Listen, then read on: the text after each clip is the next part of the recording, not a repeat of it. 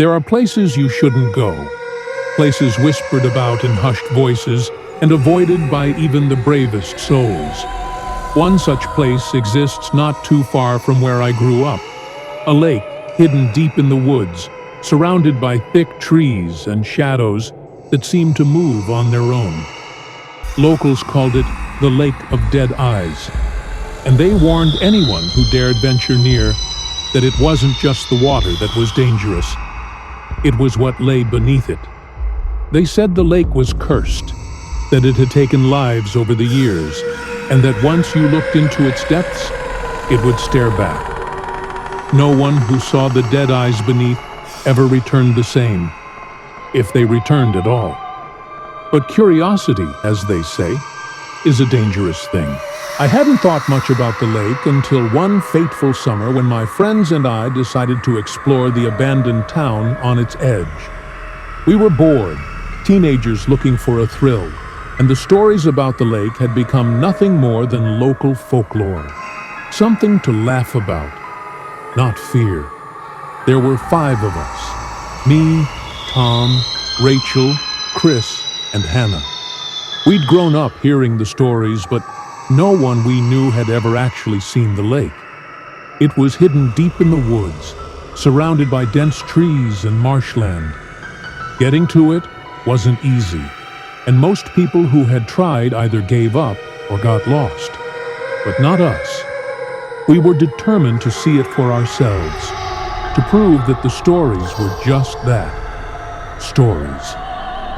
We set out on a humid afternoon, armed with nothing but backpacks and our reckless courage. The path into the woods was barely visible, overgrown with weeds and twisted branches. As we walked, the air grew heavier, the light dimming as the trees closed in around us. "Are we sure about this?" Rachel asked, her voice hesitant. "I mean, what if something actually happens?" "Relax," Chris said, grinning. "It's just a stupid lake. We'll be fine." But as we pressed deeper into the woods, I couldn't shake the feeling that we were being watched. The silence was unnerving, broken only by the occasional rustle of leaves and the crunch of twigs beneath our feet. After what felt like hours, we finally reached the lake. It wasn't much to look at, just a dark expanse of water, still and silent, surrounded by dense trees. But there was something about it that made my skin crawl. The air around it felt wrong, cold, heavy. And the water, it wasn't just dark, it was black, pitch black, as if it were hiding something deep beneath the surface. "We came all this way for this?" Hannah muttered, clearly unimpressed. Tom threw a rock into the water, watching as it sank with barely a ripple. Maybe the stories were just made up to scare kids. But then I saw it. A movement beneath the surface, just out of the corner of my eye. It was subtle, almost imperceptible, but it was there.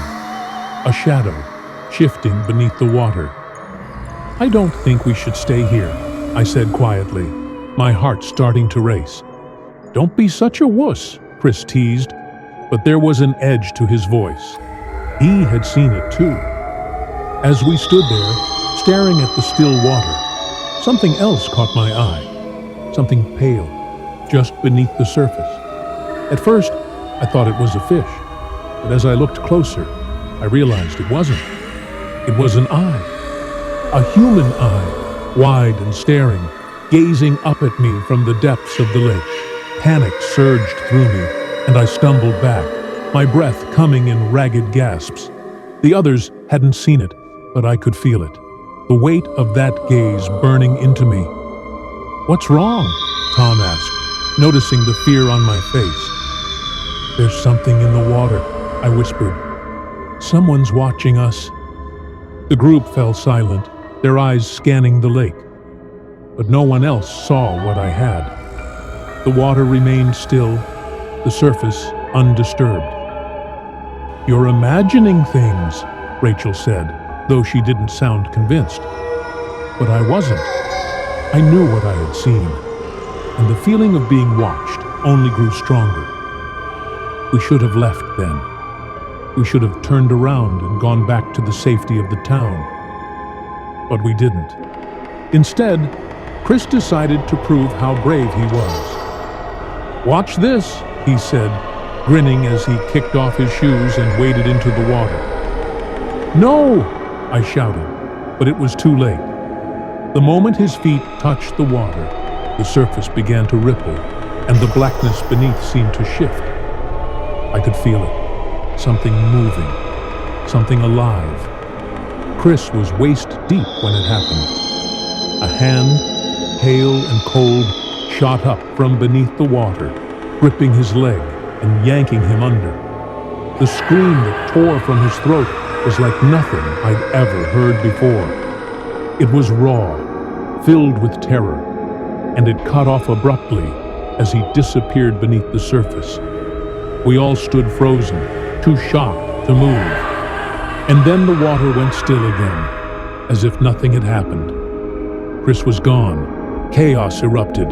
Rachel screamed, and Tom grabbed her, trying to pull her back from the edge of the lake. But Hannah was staring at the water, her eyes wide with disbelief. "We have to get him," she cried, running towards the lake. Before any of us could stop her, she dove in, disappearing beneath the surface. "No!" I shouted, but it was too late. She was gone too. The lake was silent once more.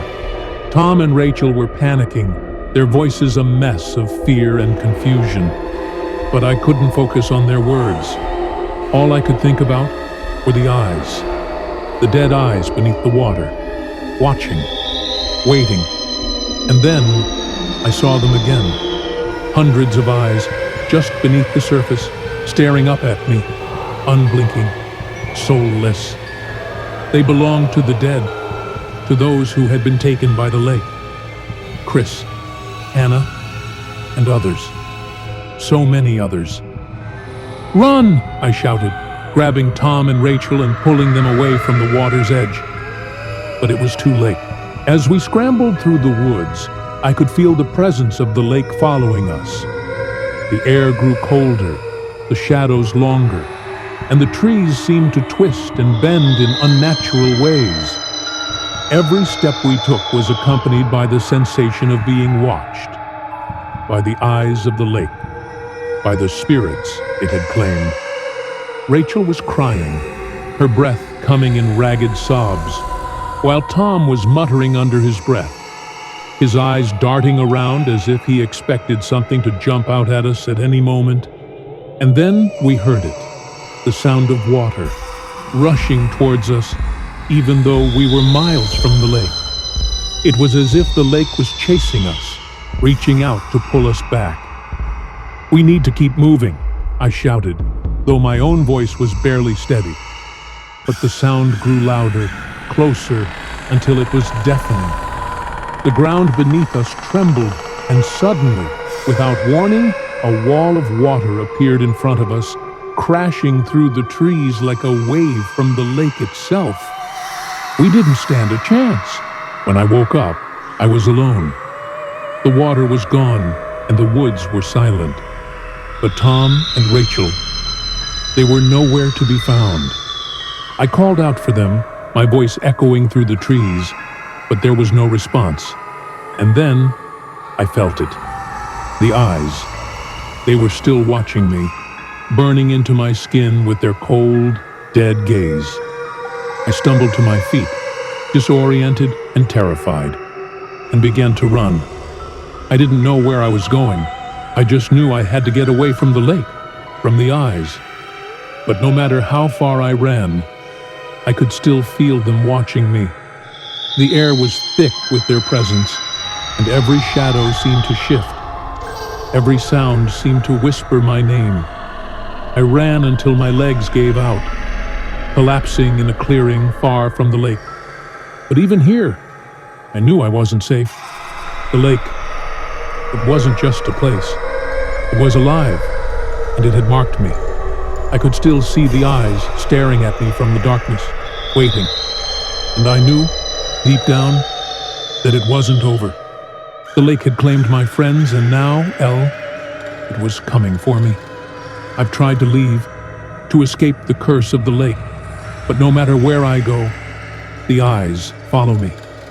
I can see them in my dreams, in the shadows, in the still water of every pond and river. They are always there, watching, waiting. Because once the lake has seen you, it never lets you go.